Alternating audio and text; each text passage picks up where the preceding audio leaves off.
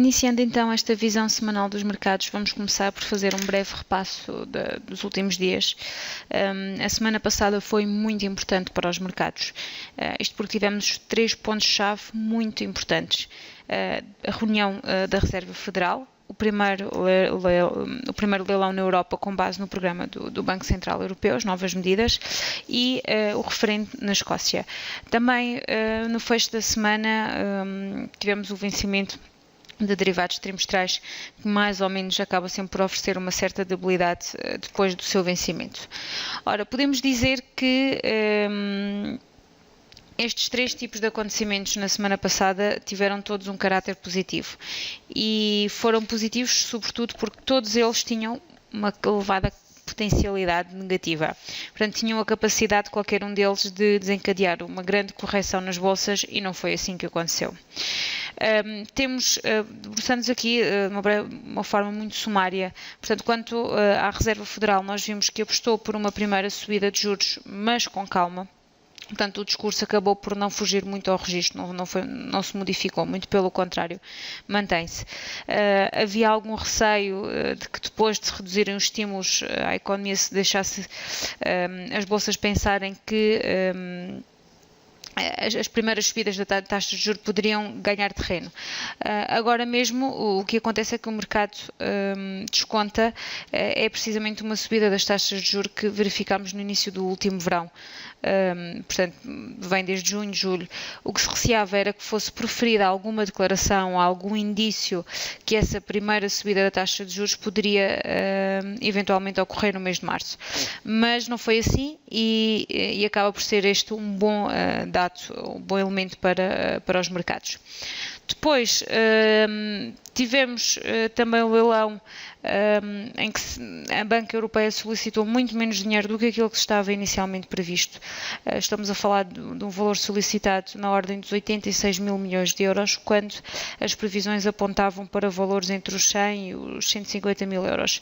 A primeira reação do mercado foi negativa, mas depois logo foram saindo explicações, que foi de alguma forma também acalmando esta tendência negativa. Por exemplo, uma das explicações apontadas é que os bancos europeus estão a aguardar os resultados dos testes de stress para depois pedirem então mais dinheiro, como forma também de poder ganhar mais tempo e avaliar. Outros também apontam para o facto de os bancos estarem a aguardar um segundo leilão, para também com esta perspectiva de pedir mais dinheiro. Enfim, o mercado parece que passou um pouco por cima também destes maus dados e, sendo expectativas ou não, acabou por se afastar um pouco da primeira reação, que foi negativa. Inclusivamente, chegou também a pensar-se que os bancos europeus estavam a pedir menos dinheiro para poder reforçar ou para aumentar a probabilidade de que finalmente o Banco Central Europeu lance um programa de médio prazo de flexibilização quantitativa. Portanto, isto acaba por ser aquilo que muitos investidores, de alguma forma, consciente ou inconsciente, aguardam. Portanto, foi também uma das questões que se chegou a falar. Para além deste leilão, tivemos também o referendo na Escócia, como sabemos, um evento muito importante. O mercado foi descontando ao longo da semana o facto dos escoceses terem votado não à independência e esse desconto que se foi fazendo nos dias anteriores ao referendo foi positivo, permitindo que as bolsas europeias e sobretudo as britânicas e também a libra esterlina se recuperassem. No mercado, quando se conheceu o resultado do referendo, tivemos aqui um novo impulso positivo, no caso ao longo da sexta-feira, mas foi um impulso que em certa parte também foi consequência dos benefícios trazidos, nos benefícios que são consequentes pelo típico movimento comprar com o rumor e vender com a notícia. Coincidiu também com o vencimento dos derivados e fez com que as bolsas europeias passassem de mais a menos. Em resumo, aquilo que podemos assumir é que as bolsas estão a clarificar um cenário. Estamos a eliminar catalisadores com conotações negativas, dos quais 3 dos que falei, temos também de acrescentar acrescentar os acontecimentos na Ucrânia. Questões como questões geopolíticas, como neste caso da Ucrânia, estão a ficar para trás. Portanto, o cessar-fogo entre a Rússia e a Ucrânia continua. Os mercados estão um pouco a deixar de lado, estão a esquecer, por assim dizer, este tema, e todos estes fatores estão a disseminar-se e as bolsas estão a desenvolver-se com mais normalidade, se assim se pode dizer.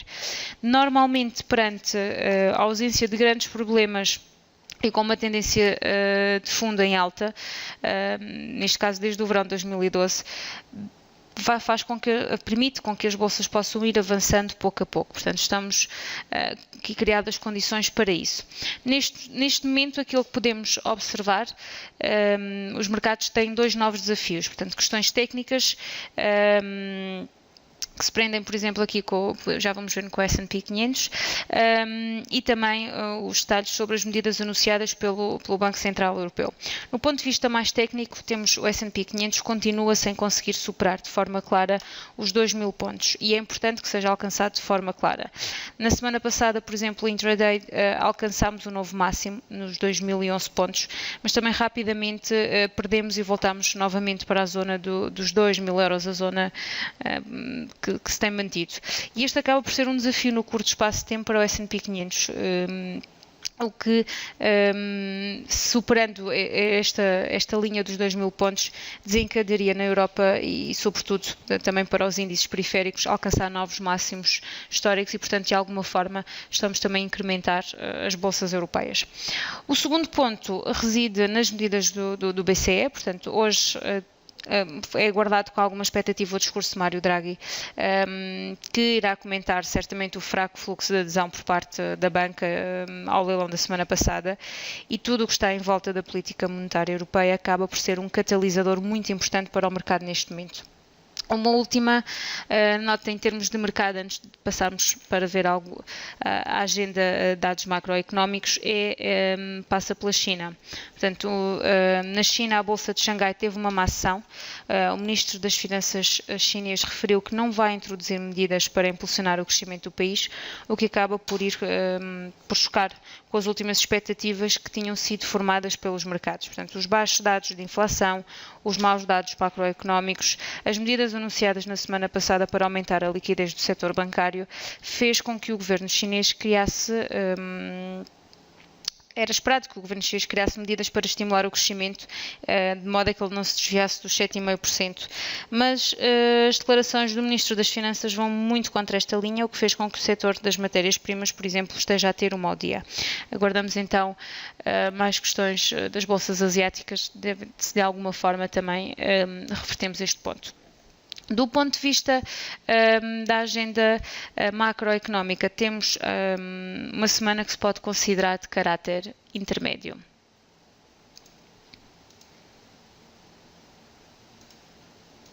Portanto, hoje tivemos então o discurso de Mário Draghi, portanto, muito importante.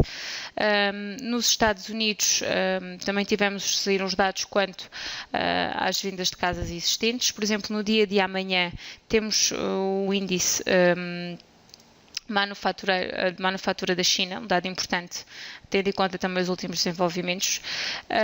Por parte da Europa, no dia de amanhã temos o PMI de serviços, contamos também na quarta-feira nos Estados Unidos com os dados do mercado imobiliário, portanto, quanto às vendas de casas novas.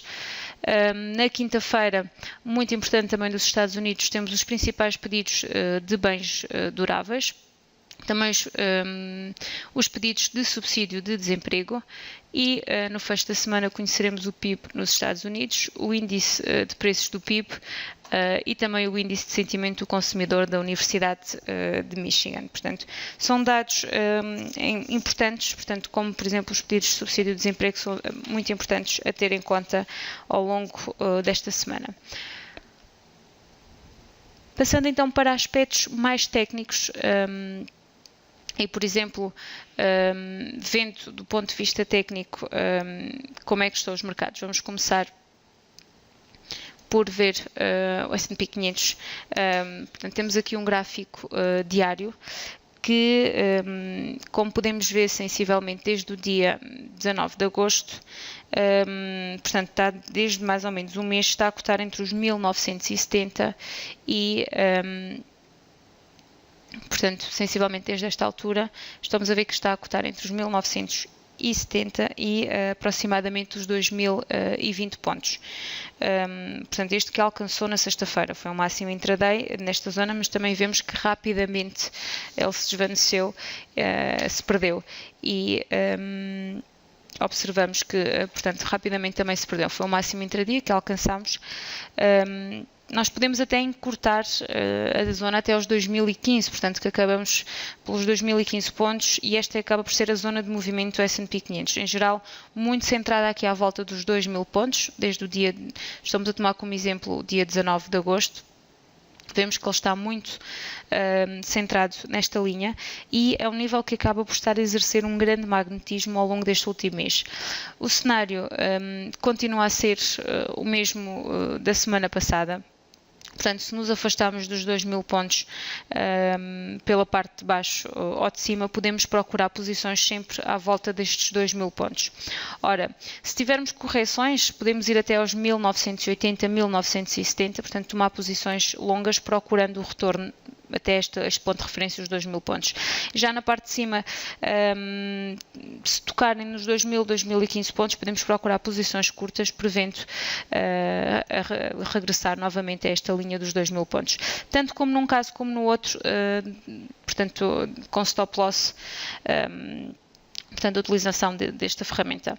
De momento, o nível dos 2.000 pontos continua a ser o nível válido e até que se tenham evidências técnicas de que passe claramente, ou seja, para tal precisamos se calhar de atingir 2.025 pontos, podemos continuar sempre a pensar nesta zona de movimento dos 2.000 pontos. Portanto, temos, à semelhança do que vimos a semana passada, continuaremos de facto a ver, sempre situando aqui neste intervalo, porque aquilo que nós observamos há mais de um mês é efetivamente esta zona de movimento e tirar proveito aqui deste ponto, desta linha de movimento que estamos então aqui a observar.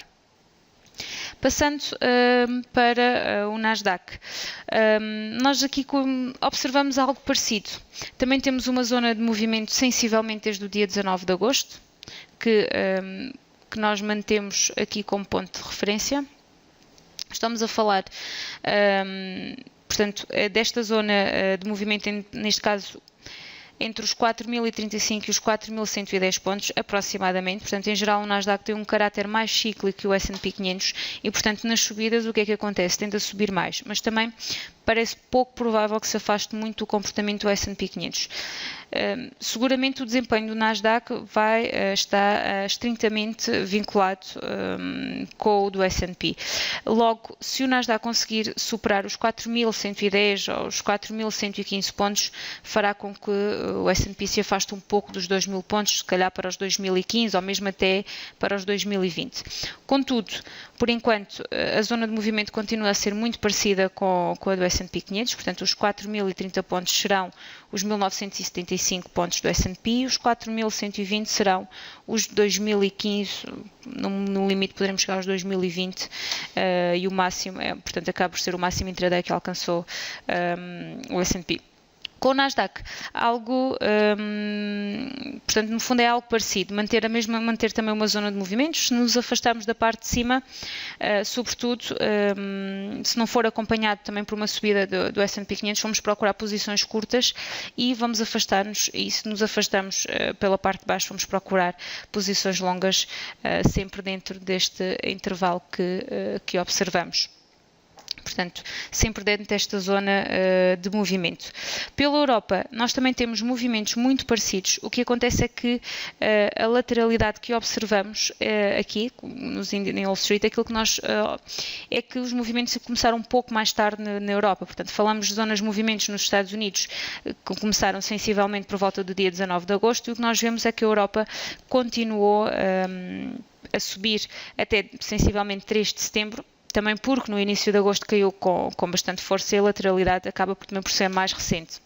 Podemos falar, se calhar, em intervalos temporais, sensivelmente entre o dia 3 e 4 de setembro. Vendo o DAX, acabamos por também ver, portanto, o DAX acaba por ser um índice que neste momento está um pouco longe de alcançar o seu máximo histórico. vemos que o DAX está a um nível mais, por assim dizer, um patamar mais abaixo do Wall Street, das bolsas periféricas, inclusivamente europeias, e inclusivamente também dos seus máximos anuais. Como sabemos e já fomos falando aqui ao longo das semanas, o DAX testou os 10 mil pontos 3 vezes entre os meses de junho e julho deste ano e podemos considerar um fracasso, portanto nunca o conseguiu superar. Inclusivamente a última tentativa foi a que mais forte conseguimos verificar, portanto tivemos uma forte queda, podemos aqui identificar graficamente e, portanto, foi uma tentativa que rapidamente fracassou e, portanto, foi mesmo aquela que mais fortemente caiu. Estamos a falar, caiu dos 10.023 para 8.900, portanto, praticamente uma queda de mais de 1.000 pontos. Embora observemos uma recuperação rápida, portanto, conforme podemos ver graficamente, ele ainda está bastante longe dos seus máximos anuais históricos. Falando percentualmente e comparando também, fazendo aqui comparando com o S&P 500, o DAX precisaria de subir uma média de 2,5% ao dia para igualar o que está agora a fazer o S&P 500. E entre a zona de movimento que observamos atualmente, podemos considerar, portanto, que o DAX está nos 9... Portanto, está nos 9.840 na parte de cima e podemos pensar nos 9.900, que foram, por exemplo, os máximos que tocaram na sexta-feira. Vemos aqui. Este máximo foi o máximo intraday, portanto foi alcançado também tanto na Europa como em Wall Street e podemos assumir que tem alguma importância para o mercado. Portanto, é uma referência que temos vindo a assinalar e que parece ter tido um bastante desempenho, bastante importante. Aquilo que observamos aqui também com o DAX, portanto, é basicamente manter também este intervalo que observamos e a partir daqui sempre à volta desta linha poder então fazer então trades com stop loss para poder então aproveitar esta zona. Nada nos indica que alcançar nos próximos dias os máximos a que se propôs nos últimos meses o consiga fazer de forma, portanto, nos próximos tempos. Aguardando. Vendo o mercado de Forex, portanto, aproveito antes também para informar, no caso, vamos ver o euro-dólar, nós temos sessões quinzenais, nos dão conta de algo dos principais, uma visão para os principais pares cambiais, quinzenalmente, às terças-feiras, é uma questão de irem acompanhando. Vendo aqui o caso do euro-dólar, e falando no euro-dólar, antes de mais é importante referir que o euro-dólar tecnicamente, neste momento, tecnicamente falando, apresenta-nos como muito complexo. Portanto, no curto espaço de tempo tem continuado a cair, mas também não há nada que nos leve a crer que haja uma subida iminente no curto espaço de tempo. Portanto, tudo o que está agendado, os dados, nada nos leva a crer que poderá ter uma subida. Ainda assim, aquilo que nós vemos, por exemplo, em 16 de setembro tivemos quedas que estávamos no 1,29 no dia 16 de setembro e tivemos posteriormente quedas que nos fizeram perder aqui uma linha de movimentos que já tínhamos assinalado anteriormente. Logo, estas quedas que observamos acabam por perdemos, no fundo, fez-nos perder esta zona de movimento. Como eu estava a dizer, no curto espaço de tempo, não tem muito espaço para cair no curto prazo, mas por outro lado, efetivamente nada nos faz crer que possa haver aqui um volte-face. Se conseguirmos voltar à zona de movimento 1,2875 pela parte de cima, poderemos ter até uma posição de longa de poucos pontos até as zonas mais centralizadas do movimento. Por isso, portanto, temos mesmo que aguardar o feedback das declarações de hoje de Mário Draghi e também ver o que é que o BCE tem a dizer sobre as medidas que pretende levar a cabo e, no fundo, para ver se o euro-dólar tem mais um impulso até à zona de 1,30. Portanto, se realmente houver este impulso até à zona de 1,30 ou se continuar a cair, conseguimos ver em que sentido é que vai. Ainda assim, apesar de não haver nenhum sinal que nos dê conta, parece-me mais provável que se vai reverter a tendência de queda, dado que também nada aponta para um desvio das medidas que já foram mencionadas por parte do Banco Central Europeu. No fundo, acaba por nos apresentar aqui uma situação complexa e penso que na próxima semana, portanto, já teremos então dados mais concretos para poder então tomar uma decisão mais específica. Portanto, neste momento apresenta-nos um cenário bastante complexo a nível de interpretação. São estes aqui as indicações para, portanto, a visão semanal dos últimos dias. Aproveito para dizer que lançámos o Signal Send, uma ferramenta que dá alertas em tempo real na plataforma. No fundo, vai destacar potenciais oportunidades de trading no mercado de Forex, índices e commodities. É alimentado, por assim dizer, pelo AutoChartist e esta ferramenta vai ajudar a identificar o momento certo para negociar. São estes então aqui os principais destaques para os mercados. Obrigada e uma boa tarde.